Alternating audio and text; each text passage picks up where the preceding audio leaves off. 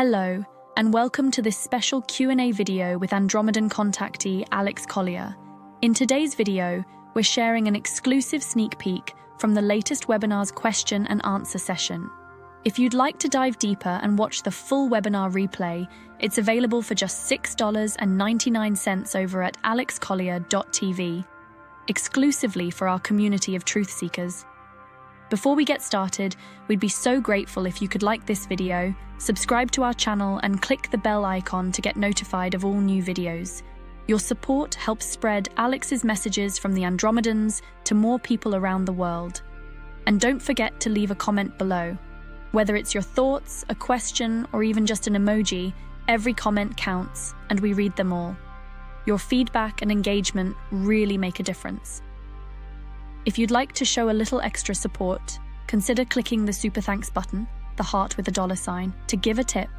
Every bit helps us continue to bring you more content from Alex Collier. Now, let's get into this special Q&A with Alex.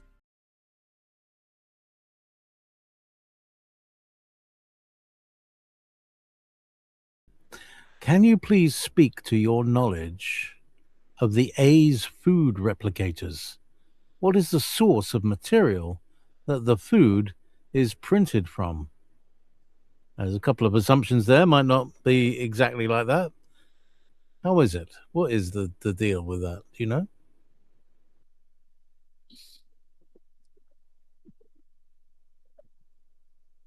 Sherry, they don't use a product and then turn it into something else.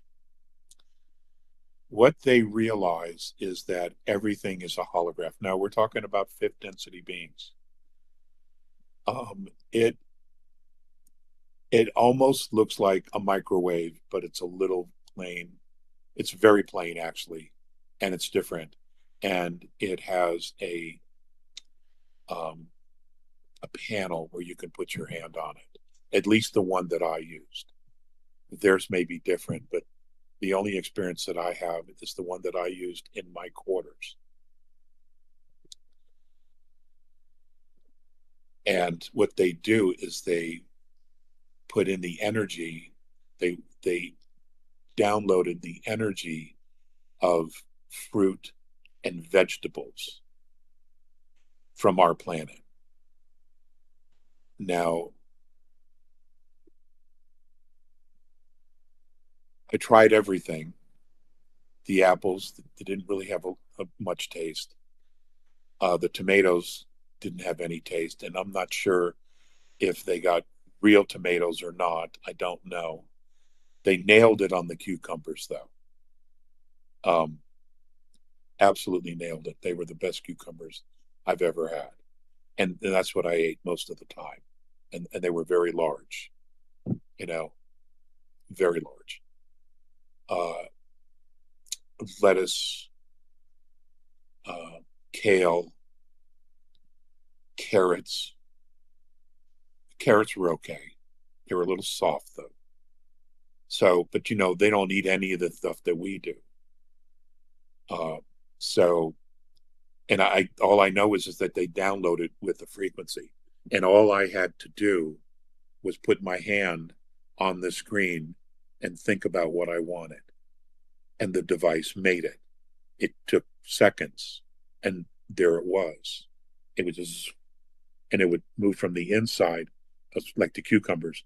From the inside, it goes, and there it is, just like that. And it's real. It's physical. Because it's all light. I mean, it doesn't matter what it is. If you put it under a really good electron microscope, it doesn't matter what it is on this planet that we have, that we think is physical. It will show just light. That's what you'll see, okay? Because it's a holograph.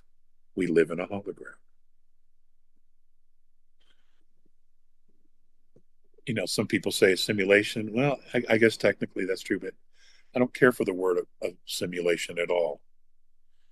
Because a holograph is more appropriate, in my opinion, because you can create what you want, okay? And a simulation basically implies a program, that you're stuck to a program. That's not necessarily true anymore. all right, with us, which is why it's so important for us to step up and begin the process of creating what it is that we want, because now we can do that without interference. Their food, they grow orchards. They're fruitarians. And I don't know very much about where the original seeds came from, but on their particular ship and Morinet's new ship now, they have these huge, beautiful parks on the center, and all the housing is on the outside of the park, and it all looks down on the park. And these parks are 20, 30, 50 miles huge. And the only thing that was very, very similar, well, to the old ship, the first ship that I went to, the entire park area reminded me of Agora Hills in Southern California, the rolling hills with the trees and the forest clumps and stuff like that. But it was very, very green, but it had that energy of Agora Hills. And the new ship is just, Morinet's new ship is just like, wow. I was so impressed. But on the other side of where the living quarters are, on the very outside is where the orchards are. And everybody contributes. And they have baskets. These trees are absolutely massive, like sequoias. And they have baskets every so many yards, and they catch the fruit as they fall off the tree.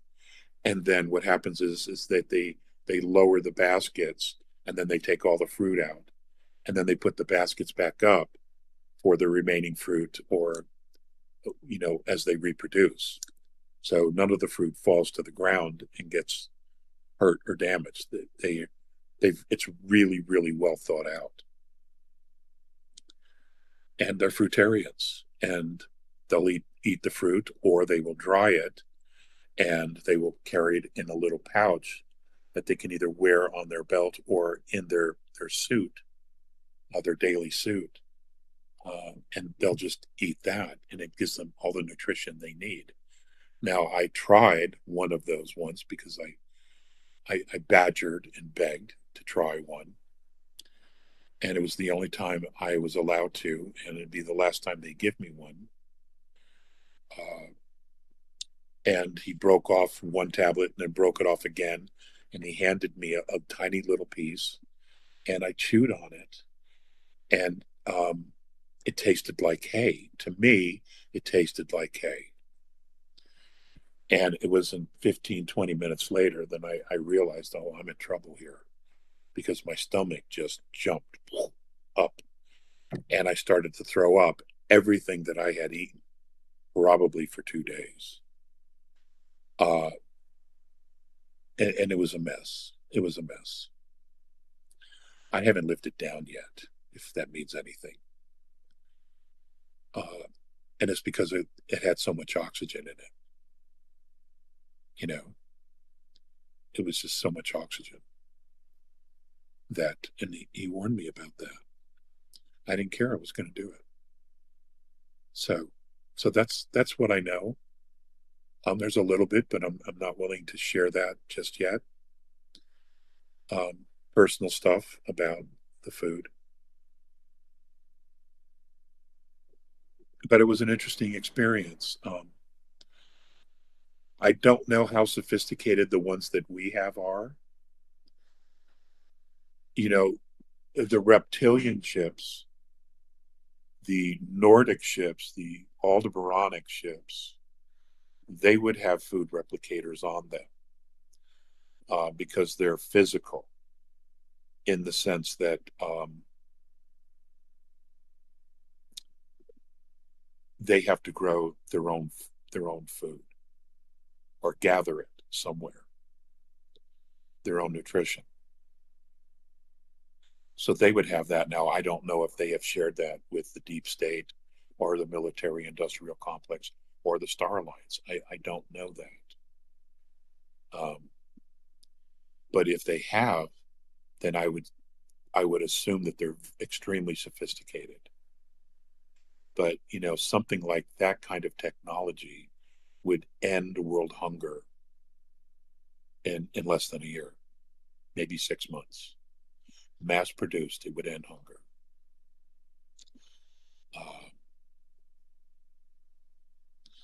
And it would be really nice if we could learn how to program them ourselves, and we could take our favorite recipes, our grandmother's recipes for eggplant parmesan or lasagna or baklava, or something that others make, beef stroganoff, and input it into this device, this replicator, and so that when we have it, it would be like having a home cooked meal, something that our family has known forever, so we could stay attached to the past,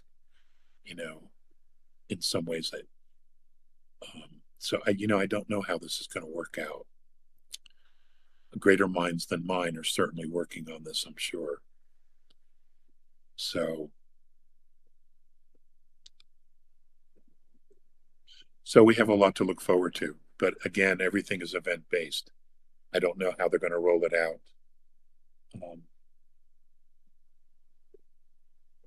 But we're getting a lot of help.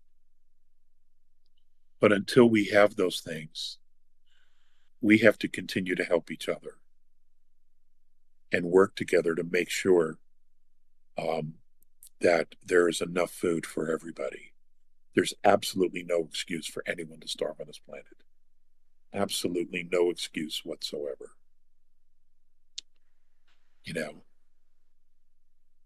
So we have to put aside all the bullshit and just work together to figure this stuff out. And we don't need the government in the middle of it. We don't. And I'm not against government. I'm not against government. But I think we need to minimize its responsibilities to whatever it is that we designate we need them to do specifically, and not try to manage everything, because what have they done right? What have they done right? Other than blowing the shit out of something, what have they done right? And nothing personal to the guys, It's just, I'm not an innocent bystander. I've had to answer these questions myself, and let me tell you something. It is very uncomfortable talking to the yays and them asking me questions like this. Why would a policeman shoot somebody, and then try to save his life? They don't get the hypocrisy there. And that's how they see it. So, why do we have to pay to live on a planet we were born on? I still am having a hard time with that one.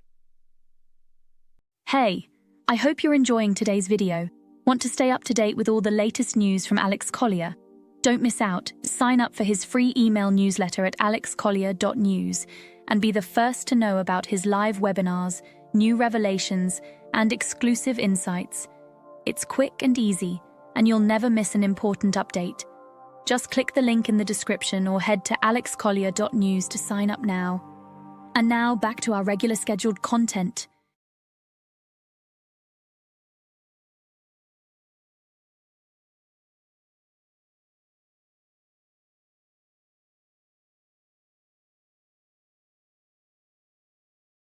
Do you believe we are still on track for full disclosure this decade? Feels like most people are constantly eating the lotus fruit and staying asleep. I do, Brian. I think we are absolutely on track for that. And I would say the next 3-4 years, max. That's my guesstimate. And I think the reason people are asleep is really because they don't want responsibility. There are a lot of people who, let's just say, that, and this is my opinion only, that they're very shallow. The depth of their soul, their experience, their emotions are shallow. Now, this could be maybe because they're new souls to Earth. And that would be very reasonable to expect that. And they have just figured out how to live in a broken system, a rigged system, and survive. And then here it is, they just get to that place, and now the whole thing is, the card table is being kicked up into the air, and it's being flipped over, and now they have to learn something completely new. And I think it terrifies them. I think they're actually just afraid of change. I don't believe it's because they're ignorant. I think they're just really afraid of change. And maybe because of lack of experience. But it isn't going to matter. They're going to have to shit or get off the pot anyway. So we just need to be more patient with them, try to get them along, find out a niche, find out what their strengths are, and just play to that and get them involved using their strength, doing something to move things along. That's how I would see it. Get them engaged as quickly as possible somewhere, doing something. And from there, as their confidence expands and grows, and they get more and more competent, and they realize, hey, I can do more things, and you allow them to expand their abilities and their area of expertise. And then at some point, you can just let them go, because now they're efficient and they're showing leadership. So, and that's where you want to get everybody, is to that place of independence and leadership. That's what the A's have always said since day one, that we would become a race of leaders. That's what they expect us to see out of us. So, and they haven't been wrong about anything. They've missed dates because they don't know how to tell time in our sequence of their density. But a lot of things that they've talked about have come to pass. A lot of it right now that I talked about 30 years ago or plus is happening right now. So I cut them some slack on that.